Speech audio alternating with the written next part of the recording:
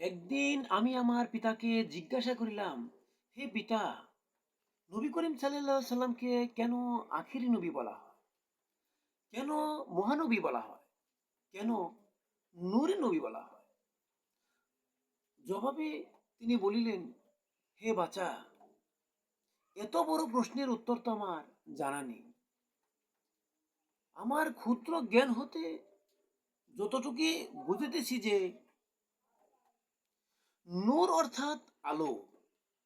যে আলো নবী করিম সাল্লাল্লাহু আলাইহি সাল্লামের ভিতরে ছিল, যে এত আলো তাহার ভিতরে ছিল, যে আলোর মাধ্যম দ্বারা তিনি দেখতে পেতেন মৃত্যুর পরবর্তী জগতের অবস্থা।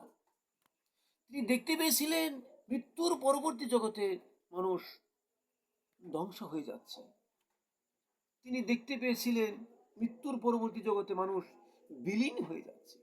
তাই তো তিনি কেঁদেছিলেন যে, হে আল্লাহ, তোমার বান্দা কেন বিলীন হয়ে যাচ্ছে? তোমার বান্দা কেন ধ্বংস হয়ে যাচ্ছে? ধ্বংসই যদি হবে, সৃষ্টি করেছো কেন? ধ্বংসই বিলীনই যদি হবে, জন্ম দিয়েছো কেন? তাই প্রতিক্রিয়া স্বরূপ আল্লাহ পাক নবী করিম সাল্লাল্লাহু আলাইহি সাল্লামের কাছে রোজা, নামাজ, হজ, যাকাত ও কালেমা পাঁচটি বস্তু আদায়ের মাধ্যম দিয়ে আখিরাত দান করলেন। যে আখিরাত অনন্তকালের জন্য।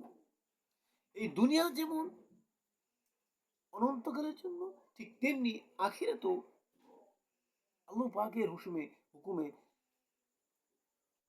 অনন্তকালের জন্য।